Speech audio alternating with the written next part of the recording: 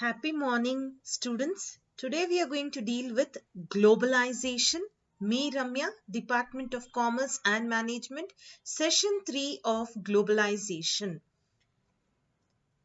So, what is globalization? We have already discussed this. What is globalization?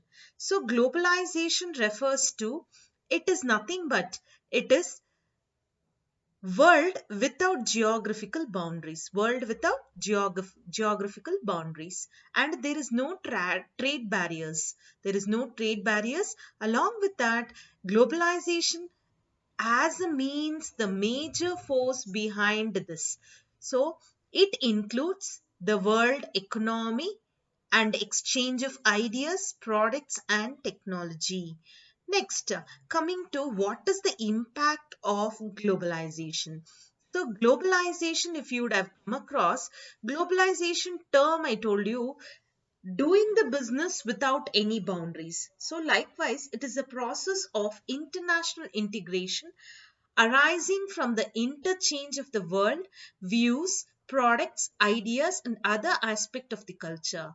So here in this globalization, it is a means of rapid increase in the share of economic activity taking place across the national boundaries. So here economic activity means it is buying and selling. Next, integration of economies. So here, how the economies are integrated, it increases the reliance of economies on each others. So when we are purchasing from one country to another country, the economic status as well as the reliance also increases. Next, opportunity to be able to buy and sell anywhere in the world. As without any boundaries, you can buy and sell. Next, the opportunities for labor capital is located everywhere in the world. Next, the growth of global market in the finance. What and all is the aspects that we take into consideration when we are doing globalization? First is trade and transactions. We do trade with different countries without any restrictions and without any barriers there into consideration, with including integration of economies. Next, equality to the shareholders. Along with that, you have communication gap and recognition of a person. Next, trade variability is there, outsourcing is there. Next, different brands that you can see. Exploitation of resources is very easy. Growth, that is from the sole trader we have come to monopolistic market. It eradicates poverty. Next, accuracy has been improved. One more thing, you have terrorism that's there all over the world. Next, sharing of the world economy, sharing of the technology, free trade movement, culture has been exchanged. Next, capitalism is developed. Next, you have many opportunities, and it also provides environmental friendly relationship. Next, you have something called as capital investment. After capital investment, you can migrate from one place to another place. After migration, you can always see that there is dissemination of knowledge. Dissemination of knowledge means wherever, which place, what resources is availability, that you can see it very correctly without any hindrances. Next, dimensions of globalization. This is very important from your examination point. Dimensions of globalization, you have economic globalization, political globalization, cultural globalization. Next, ideological globalization. What is this economic globalization? This we are going to see in the next. Next, reasons for globalization. What are the reasons that we are going for globalization?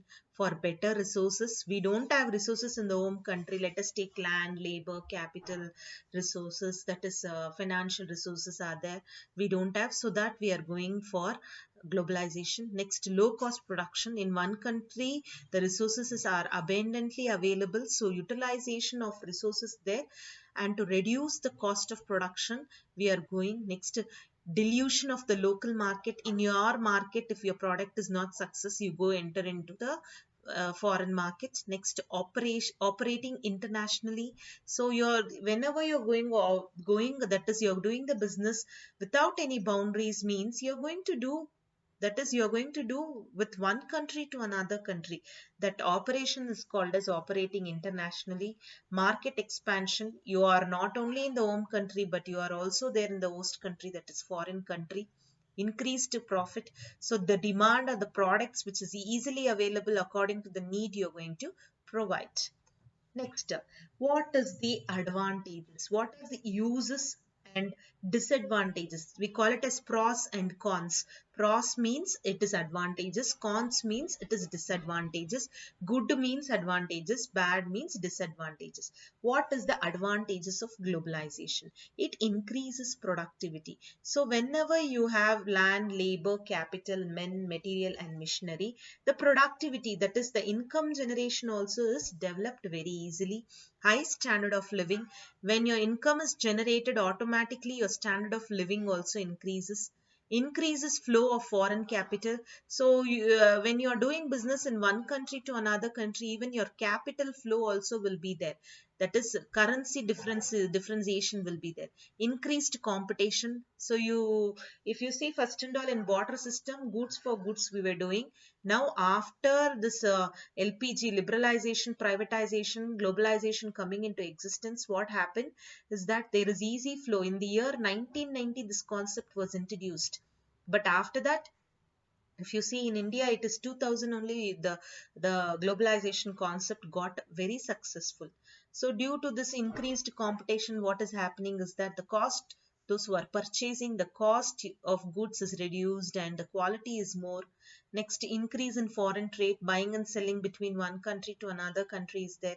Induced domestic means, that means whatever the product is there domestically, that we are imbibing globally. Next, disadvantages, the bad of globalization, takeover of national firms. So if you see in India, if you see, for example, if you see Indian product, means we are not at all aware. We think foreign products also is ours. So that's why that is the takeover of our product. If you see, Hindustan Unilever Limited was there. HLL, it came into consideration. That time we were thinking that it is Indian, but it is not Indian. It is US product. So takeover of national firm brings instability. So home country's products is not at all accepted. Impact of traditional industries. So all those who are traditionally following that method only, it's followed. Affect small industry. When the demand is there between the home country and domestic country only, the small firms also can run.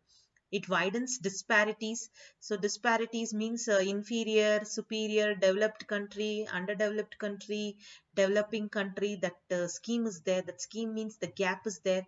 Cultural impact. If you see in India, we have transformed right from food habits we have changed, and if you see eating habits we have changed. The way of behavior also we have changed. In India, if you see, first and all, it was karta only was doing all the work, but now karta means the male worker in male family head was doing all the work.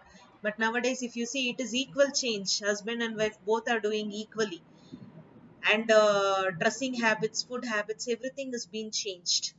So these are the advantages and disadvantages of globalization. How it is developing in Indian economy. See, I told you this policy of globalization came to India in 1991. Due to the government crisis and government decision taking, it reduced from 1991, it went to 2000. After adopting the new economic policy only, the Indian system also changed. Next, what are the major changes? License was abolished. Only those who have license can start a known concept ittu, but it's not like that now. Dilution of MRTB Act. So if you see, monopolistic restricted trade policies was being eradicated. Foreign direct investment was encouraged. Physical reform, I've already told you, the way of currency convertibility, the way of buying and selling, all that has been changed. Next, external sector reform, there was more reforms, that is more outside people came. outward looking policies. So we were not always thinking within our country, within our state. We were always thinking outside the boundaries. Public sector reform, what and all the government required, there and all changes was being made.